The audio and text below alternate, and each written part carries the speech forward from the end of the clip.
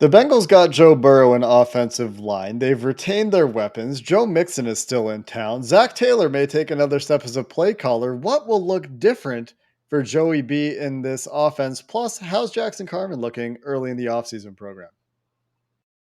You are Locked On Bengals, your daily Cincinnati Bengals podcast. Part of the Locked On Podcast Network, your team every day.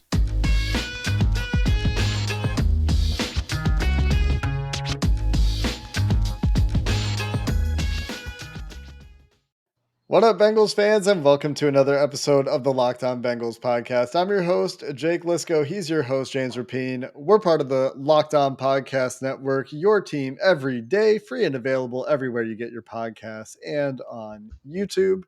Thanks for hitting the subscribe button, the follow button, wherever you get your podcasts or on YouTube. We really appreciate everybody who follows what we do. And if you join the club, we'll be delivered to your eyes and ears first thing when we drop an episode every day. We've got a couple topics today to talk about, James. The first of them is going to be the Bengals franchise quarterback, Joseph Lee Burrow.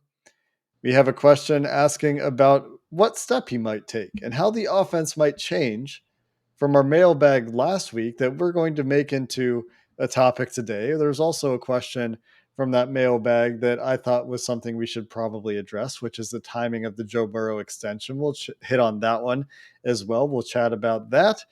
And then we'll wrap up with Jackson Carman. A lot of people wondering how he looked early in camp. Of course, not available to the media, but we haven't hit on the Jackson Carman topic for quite a while. And so we'll talk about the Bengals potentially starting left guard. But first, James, a question from Senrav G from the mailbag last week that inspired this segment is that the Bengals offensive line in place with Joe Burrow's mental processing ability and the receiver's ability to generate yards after the catch, how easily will the Bengals offense reintegrate deeper routes or longer developing routes and give Joe Burrow the time to take 5 and 7 step drops? Oh, baby. I hope that this is the biggest change. I hope that the shackles, because this is what happened last year. In Zach Taylor won't admit this, but it's true. They took the part of the playbook that had 5 and 7 step drops, and they took it out and they put it in a storage locker, and they locked it up and they threw away the key because they knew damn well there was no chance, especially in Super Bowl 56, that they'd be able to run those plays, Jake. So yeah, hopefully someone found the key or broke the door down and found a way to get those plays in that storage locker, because that's what I want to see. I want to see Joe Burrow. He's always going to go off script and try to make plays downfield and all of those things. But as explosive as they were on offense, there was a lot of things I think they could have done with an offensive line that was much improved. For example, what does Joe Burrow like to do? Empty. Let's run this empty. Let me diagnose and make play.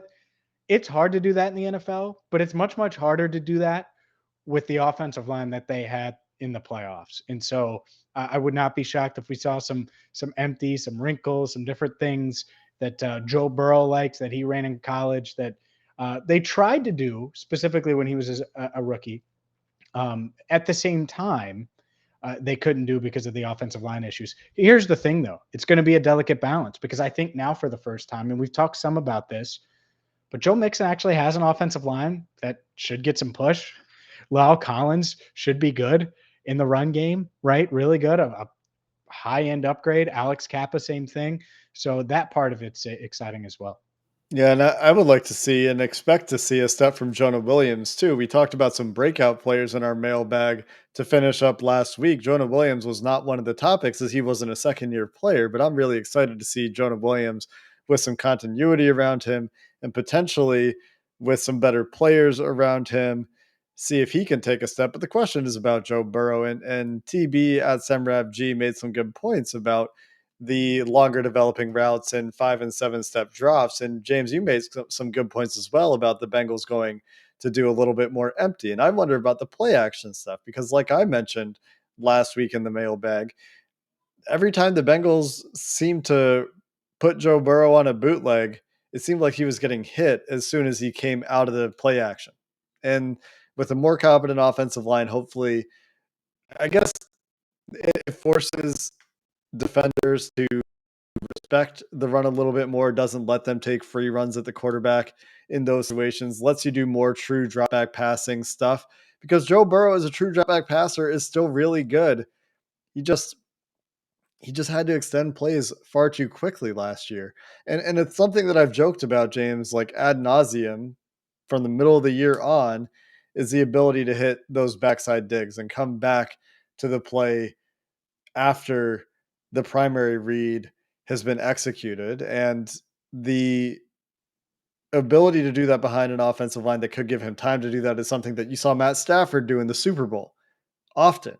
And you see happen in Sean McVay offenses and really offenses around the NFL where the quarterback has a little bit better protection and is still a really good processor because Joe's still going to know where his guys are.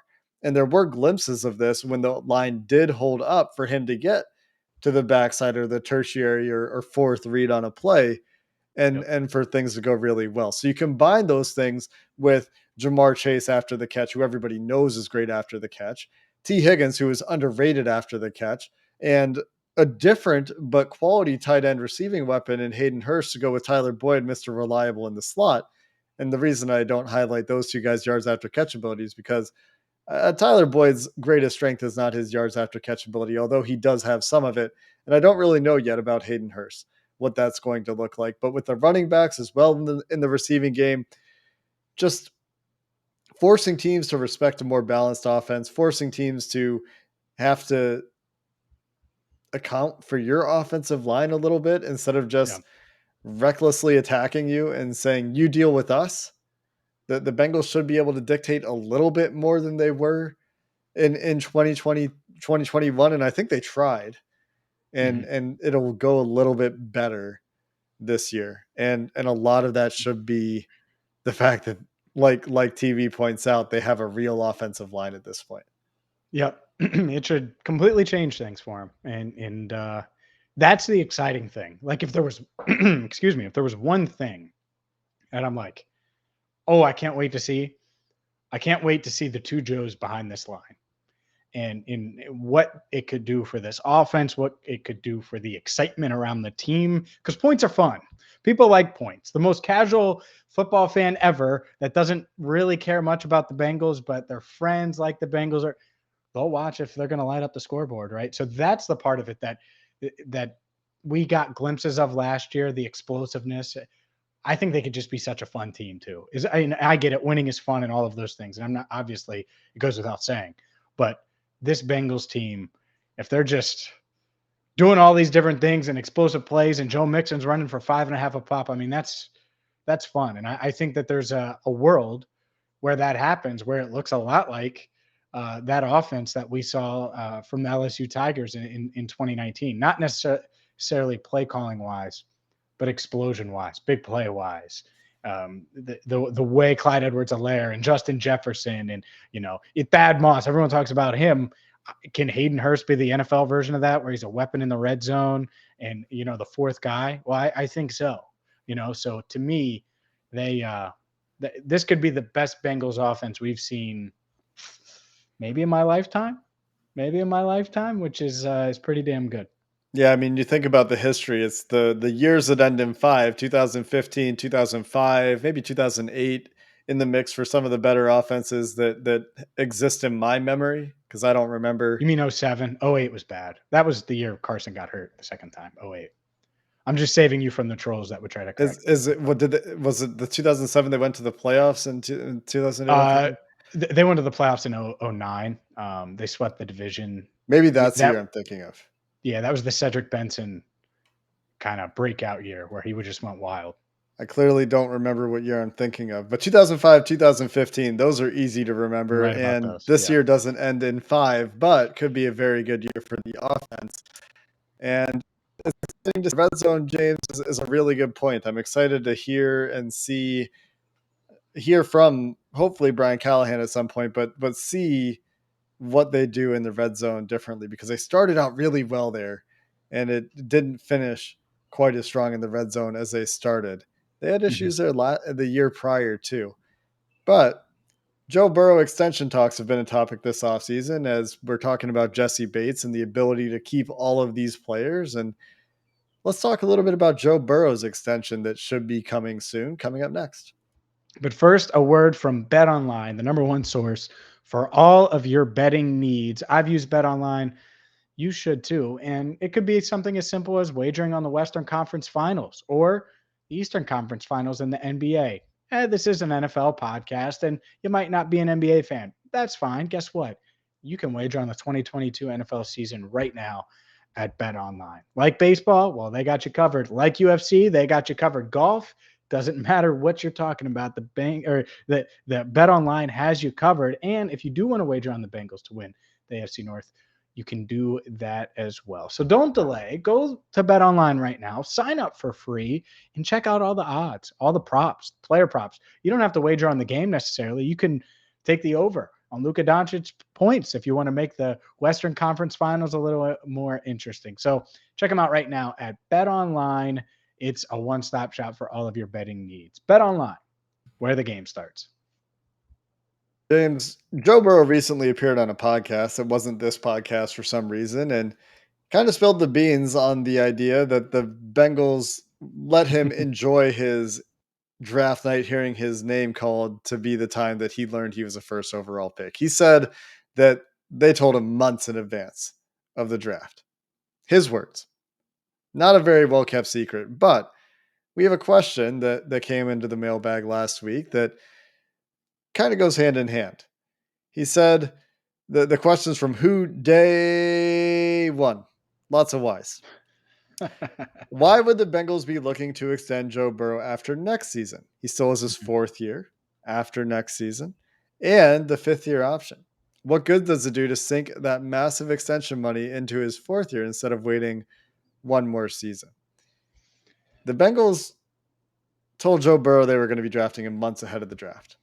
Mm-hmm. They didn't need to do that. They didn't need to tip their hand or do any of those things while they were still doing their quote unquote due diligence. Why would they wait to do the extension? From an emotional perspective, like before you even talk about the financial incentives to get the extension done sooner than later, they didn't wait drafting him. Why wait extending him? Well, that's good logic. The other part of this logic is simple. When you think of Lamar Jackson and the Ravens right now, does it feel like everything's all rosy and cushy and nice? Or does it feel kind of awkward? Because to me, it feels awkward. And I'm not in Baltimore. What about Kyler Murray and the Arizona Cardinals? Kyler Murray's shorter than me. Dude plays big a lot of times. But guess what? Hasn't gotten that extension. Feels a bit awkward. Josh Allen and the Bills. How's that feel? Oh, it feels nice, man. It feels like they're sleeping on whatever mattress wants to sponsor this podcast right now. So I could mention the mattress right here. They're nice and comfortable in Buffalo, right? Like, man, we got Josh Allen. And Josh Allen's like, yeah, I'm in Buffalo. That's what you want Joe Burrow to be. Joe Burrow is that dude. He has a chance to be the best player in Bengals history. Not best quarterback of this era or in my lifetime or no, in Bengals history. So don't dilly-dally with it. Try to get it done. And as far as financial goes, I know that's the next step. So I'm going to just dive into that, and I'm sure you'll add to it, Jake. But to me, yeah, you have him under, that fourth year, and then you're going to exercise that fifth year option. But the way you can extend him is extend him past that. Make him your quarterback. So the fifth year option would be in 2024 for the 2024 season. Get that dude under contract through 2032 and make it a 10-year or 2034 if he wants to, whatever it is. To me, the Bengals' best bet is to do what Kansas City did with Patrick Mahomes, where you give him literally a 10-year extension and Patrick got $450. To me, it would be $500 million. We're going to give you $500 million, and it's going to have a lot of these guarantees that kick in as the contract goes and all these things. And you do that because you can lower the cap hit some to extend that window that we talk about on the rookie deal. So that would be my logic. One, you lock up the franchise quarterback, all of those things. But two, it makes it easier to play with money and turn things around, because the Bengals are going to have to do that a little bit, I think, when it comes to these big deals with these receivers and quarterbacks. And so if you can get Burrow under contract for a decade, you can move that cap hit around a little bit when you need to and restructure and do things like that. I know they don't normally do that, but with the way quarterbacks are going to be getting paid and the way Burrow is going to get paid, you might have to. Yeah, and the 5th-year option is only going to get more expensive too. So like the savings you're going to get on a 5th-year option for Joe Burrow, who is going to have a lot of accolades on the sheet by then that are going to boost the value of that 5th-year option to probably the maximum, which is I think what happened with Kyler Murray. I was trying to find it, but I couldn't quite. Oh, here we go. 5th-year option projections. Kyler Murray's 5th-year option is $30 million. So yeah, you can save a little bit of money, but that's $30 million of a cap hit Yep. in the year. You look at Patrick Mahomes' deal, and the first year of his extension, the first year that bonus money hit, his cap number was 7.5 million. Then it went up to Yep. 35 million this year. This year is the first year Patrick Mahomes has a big cap number for the Chiefs. 35.7, 35.8 million. Next year goes up to 47 or so million, and then it kind of levels out for the most part. But yeah, to your point, a couple things. One, the price is only going to go up. The longer you wait, the more expensive it gets. If Joe Burrow is going to be the top paid quarterback in the NFL, and he very well could, then if you wait for other extensions to hit, there's more numbers to beat. And a lot of the big ones are out of the way. So that's fair. Josh Allen is paid. Deshaun Watson just got this massive deal, 46 million a year. Patrick Mahomes is getting 45 million a year. But this is where you can see an example of that inflation happening, because Deshaun Watson is making more money given from a desperate team than Patrick Mahomes by $1 million per year. Yep. And that's only going to go up, right? Josh Allen making $43 million a year, coming in a little bit lower. But the other thing all these guys have in common is they signed their extension in year 3 of their deal. Not Deshaun Watson, but Mahomes signed his extension in 2020 after being drafted in 2017. Josh Allen signed his extension in 2021 after being signed in 2018. It helps spread out the cap hit, because you can maximize the proration of that cap hit. Some of that money can come in to the 5th year of the deal, I believe is the way it would work. So you can manipulate things a little bit. So Josh Allen, same deal. His big cap hit doesn't come into play until 2023, which is after his rookie deal plus first year option would have expired. The Bengals would probably do the same thing, right? So it's not like you're even delaying the money or delaying the cap hits, because you're going to manage the cap hits early on to the point where in the 5th year, where it would be a $30 million cap hit, say for Joe Burrow, maybe instead it's a Patrick Mahomes 7.5 million or Josh Allen 16 million. Mm-hmm. So you're saving money on the cap at the end of that rookie contract window and beating the market, because it's only going to continue to go up. And the goodwill argument is a big deal. I don't want to deal with another Jesse Bates situation except with Joe Burrow, because you think that the Jesse Bates thing feels bad? Dude, It would feel thousands of times worse it if would this was Joe be Burrow. it would be like a like a just avalanche of black clouds just were parked above Paul Brown Stadium. That's it. It would be this thing that's just hanging over your head that you can't get past, period. Mike Brown won't be able to get past it. Katie Black. That's the franchise, right? And so I agree It's the with you. foundation of all of their credibility as an organization, especially with fans right now. They're selling out tickets. You know why?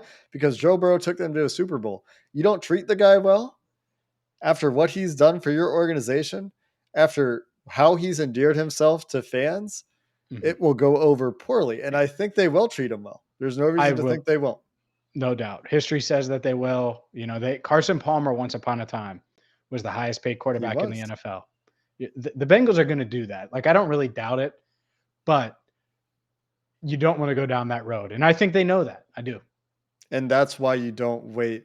To finish the show today, we're going to hit on Jackson Carman. A few of you asked in the mailbag last week, and I thought it was a great question. We haven't heard anything about Jackson Carman's weight for offseason workouts, and he hasn't been available to the media, but we have had some eyes on him. He has been present for the media portion of voluntary practices. But left guard is a topic. Jackson Carman is a topic. That's where we'll wrap up today, coming up next. But first, a word from Built Bar, the number one protein bar on the planet. And if you haven't heard of these yet, they're new and they're amazing. Brownie batter puffs. Everybody likes brownies. Everybody likes brownie batter. Well, imagine a protein bar, 17 grams of protein, only 140 calories, that tastes like brownie batter. Well, it is here because Built Bar, they just outdo themselves. The Built team just continues to outdo themselves. Built, the brownie batter puff bar, you have to check it out. It takes protein bars to a whole nother level. You got to go to built.com and check them out right now. And let's just say you're an outlier and you don't like brownies. Let's just say that. Okay, well, they got a ton of other flavors for you as well. It's the number one protein bar on the planet. High in protein, low in sugar, low in calories, perfect for you. So don't delay, whether you're Joe Burrow or you're the guy we're about to talk about, Jackson Carman. Built bars are the protein bar for you. So check them out right now at built.com. Use promo code LOCK15 and you'll get 15% off your order. Again, for 15% off the number one protein bar on the planet, go to built.com and use promo code LOCK15. What's the most Built Bars you've ever eaten in a single day, James? Single day, 4 probably. Definitely Yeah. 3, but I think I had a 4 day. Yeah, it's easy to do, man, especially with like the brownie batter flavors, like the unique flavors. Yeah. You're like, oh man, so yeah. Yeah. I think I've done a 3. The last question from last week's mailbag that we wanted to make sure we hit on in an extended segment is the Jackson Carman topic. And this is something that we probably, well, we definitely were going to discuss at some point either way. But a few of you asked about him. Jojo Jammer, the question that we tagged, hasn't read or heard anything about Jackson Carman's weight, etc. upon arriving. Is he talking to the media? Others have asked about the story that came out about sexual misconduct allegations at Clemson from early in his time at Clemson, from a Jane Doe that was well published. The police report was available in that article. And we haven't discussed any of those things. And it appears that the Bengals don't necessarily consider it to be something that needs to be addressed either. Zach Taylor declined to comment on it when he was made available to the media on the night of the first night of the draft. When that story broke, he kind of preceded the press conference by saying, we're going to talk about the draft picks. He was aware of the story about Jackson Carman. In the offseason program, Carman has been working with the first team offensive line. Joe Burrow on Thursday tagged Jackson Carman in a photo of him taking a practice rep, saying that it was just a guy and his bodyguards. And Jackson Carman was one of those bodyguards tagged as one of the first team offensive linemen. So it doesn't appear that this is going to be an issue for the Bengals or something that the Bengals necessarily plan to address, barring further developments. Now, beyond that, there have been questions about Carman's football maturity as well, his ability to show up in shape, and he hasn't been available to the media. James, you said that you didn't see him in the open locker room either. What was your eye test if you got a chance to take a look at Carman during practice last week? He did look like he was in good shape, and you're right. Well, first off, it's hard to tell. I mean, with offensive linemen, it's hard to tell, but I don't think he looked huge, right, or out of shape. So I would imagine he passes that first box, at least at this stage of the offseason. That being said, wasn't in the open locker room. And that isn't, I don't want to say like he's dodging us or anything, because players, they go in and out of the locker room, they go get treatment, all of those things. But he wasn't there when we were in the locker room. Obviously hasn't been made available. And I don't think he will be. At some point, we will talk to him in the locker room, and he's going to talk. It's just inevitable. It's just a matter of when, not if. Would be shocked if he didn't at some point. So he needs to be prepared for that. That being said, yeah, it looks like he's in good shape, but you just don't know, and it's hard to tell. And the coaching staff during the draft process, pre-draft process, signed off on the steps he's taking. But man, you look back at what Frank Pollock said on draft night about Cordell Volson, and it felt like a message to Jackson Carman. about what to be and what not to be. And it doesn't matter about your physical ability if you want to make it in this league, really, because you got to put in the time and work and effort. And so we'll see. I think it's up to Jackson Carman, but you hear time and time again about he's struggled with his, work ethic from dating all the way back to high school. Like, this is not a thing. It's funny when I am critical of Jackson, there are people that'll comment on, especially on YouTube, and it's like, man, why are you so hard on Jackson Carman? It's like, well, to Fairfield High School. Like, it's not hard to figure out how he's been, from a work ethic standpoint. So you hope he learned from it. And, you hope that he can give them what they're looking for at left guard. Yeah. As far as everything that went on, I would be stunned if the Bengals weren't aware during the pre-draft process. I just think, that's how kind of that article was framed. What did they know? What didn't they? Would imagine they were aware of it. So yeah, I don't think much is going to come of it from that standpoint. Obviously it was, the details in that article are what they are. I think fans should read it at the same time. I don't anticipate, the Bengals disciplining him or anything, because I don't think that the story might have came out of left field for the Bengals. I don't think that info wasn't known. I would be surprised if an NFL team that did.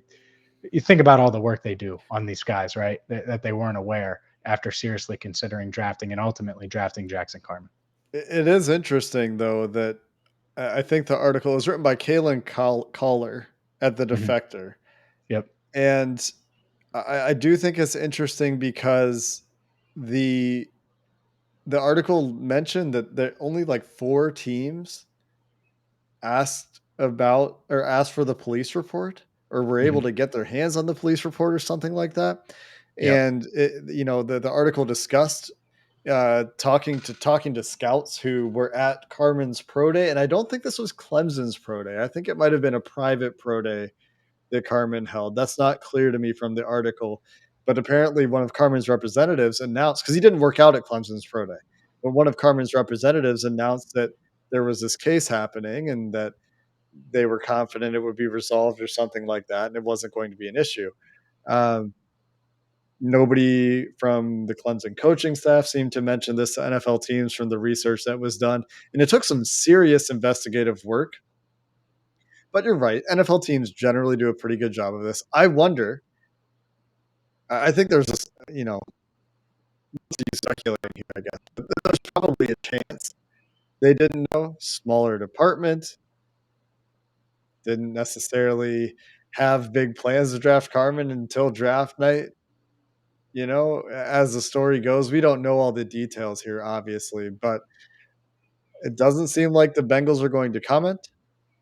It doesn't seem like the Bengals are necessarily going to take any action. And that's going to be it, I think, for the Jackson Carman story going back to Clemson. The Jackson Carman story in Cincinnati will be based on how he does in training camp. There's a lot of competition at left guard. Cordell Volson, the rookie you talked about, James, Deontay Smith might be in the mix. There could be a veteran in the mix at some point. There could be some undrafted free agents in that mix. So there's a lot of competition there. But Jackson Carman, as of now, is in the front row of Joe Burrow's Instagram post about bodyguards. And honestly, what he needs to do, and when that article came out, I didn't think they were going to cut Jackson Carman. Okay. I just didn't. And I'm not saying they should, right? Because again, I think they were aware. Opinion, if I had to guess, right? That being said, he better get his mind right and wake up and do the right things and be in great shape. And if he wants to come work out with me every damn day, then that's fine. It doesn't matter. But you got to work out. You got to put the effort in. And Burrow on I forget the name of the podcast that he went on. But anyways, runs 4 times a week, lifts 4 times a week, does maintenance stuff every single day. Guess what? That's what every NFL player should do. Not half of them, not a quarter of them, all of them. And if you're Jackson Carman, this dude that got his head kicked in for most of his rookie year, who was out of shape, who looks like a bust, Get out of it. Show up in the best shape of your life. Show everybody that you can mature and be that you are had questionable judgment at best. And, I'll leave it at that because it is allegations and I don't know, but questionable judgment at best at times, and an awful work ethic. Will develop a great work ethic. Surround yourself with the right people.